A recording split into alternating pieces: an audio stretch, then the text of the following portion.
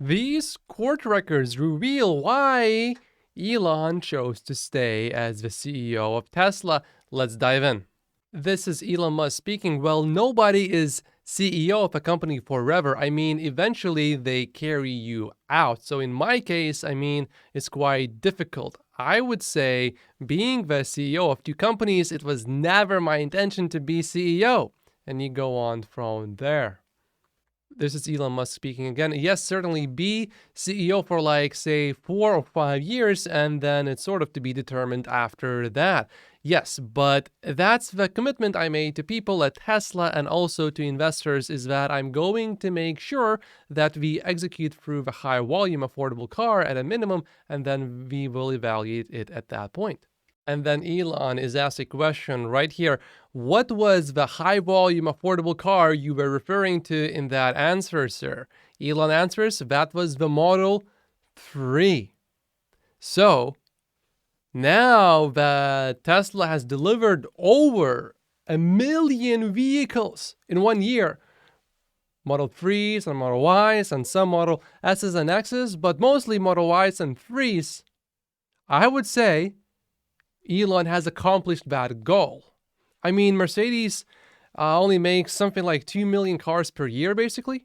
If Tesla has a really good year this year, it is possible that Tesla will sell more than 2 million vehicles in 1 year. So you are already basically at a level of Mercedes in terms of volume. So does that mean Elon is going to leave Tesla now? Well, looking at what he's saying here, it is certainly possible that he would, or that at least he would be seriously considering that. And was it, in fact, your view at the time you participated in this call in June of 2014 that whether you would remain as CEO of the company was to be determined once you were able to get the Model 3 into volume production? Elon Musk answers yes.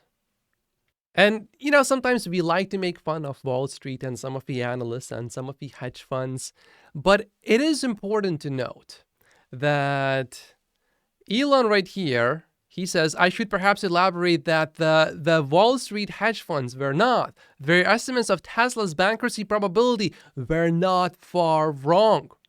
The probability of survival was extremely low, so I did not necessarily fault them for their assessment. They had good reason to think that we would not survive. I believe that without Elon Musk, Tesla would have been bankrupt. And we would have never heard of Tesla, the company, ever. And perhaps by now we would not have basically any electric vehicles on the roads yet.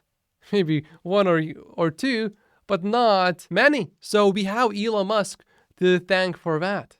And this is where you really want to start paying very close attention, because you will understand that this actually helped a lot with keeping Elon as the CEO of Tesla. So this is Elon speaking. Yeah, so we were at somewhat of an inflection point here where a decision needed to be made as to whether I would continue to run the company or perhaps somebody else should run the company.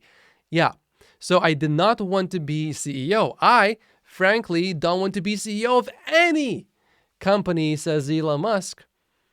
And he has a good point. Being a CEO of a publicly traded company. So Ira asked if I would be amenable to considering a plan similar to the prior plan. He's talking about compensation plans, stock options. Prior plan that would be very high risk, but a high return. I said I would consider such a thing. And this whole lawsuit, by the way, all of these transcripts are from a lawsuit where they are trying to take away Elon's compensation that he was given based on performance. So then he is asked here, did you work out the details of the plan at that point when you were first speaking to him about it in the spring of 2017? Elon says, no. Did you dictate to him what the terms had to be at that point? Elon says, no. Did you attend any of the board meetings at which the possibility of the terms of a new compensation plan for you were considered or discussed? Elon again says no. Did you attend any of the meetings of the compensation committee at which that subject was being considered? Elon says no. Did you attend any meetings of a working group of internal people and external advisors that worked on the plan, compensation plan designed for Elon Musk? No, says Elon Musk. I was entirely focused on the execution of the company. Did you have any role in recommending or selecting any advisors that the board or the compensation committee selected to assist them in this connection? Elon again says no. Did you have any communications with the board's advisors, with the compensation consultants, the lawyers? Did you talk to any of them about this? Elon says, I did not.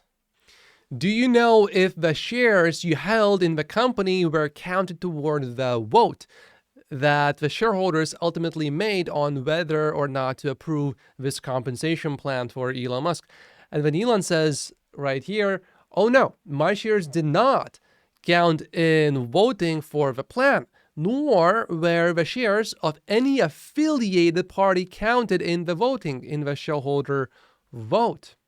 So we clearly can tell from these transcripts that the compensation is very important in keeping Elon Musk as the CEO of Tesla, because he does not want to be the CEO. He's very good at it, but he does not want to remain the CEO of Tesla. And without Elon Musk, I don't think we would have Tesla being so successful.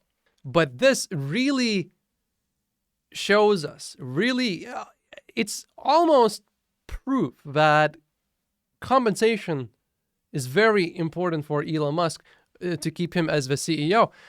I think the shares could not be sold for a period of 5 years after the exercise of the option. So the stock options that Elon is going to get from all of these performance awards, from the latest performance award that was designed a few years ago, he can exercise these options anytime before, I believe, 2028. And then after he exercises them, he cannot sell them for 5 years. And he's saying that was my biggest concern, because it would mean that either I would need to run the company for another 5 years after the stock vested, or I would need to find someone who would run the company well enough to not cause the valuation to subsequently decline significantly. And Elon agreed to these terms, and he said, this is Elon saying this, yes, a lot can happen in 5 years. So here's what we can understand from all of these statements. Number one, compensation clearly is a big motivator for Elon Musk.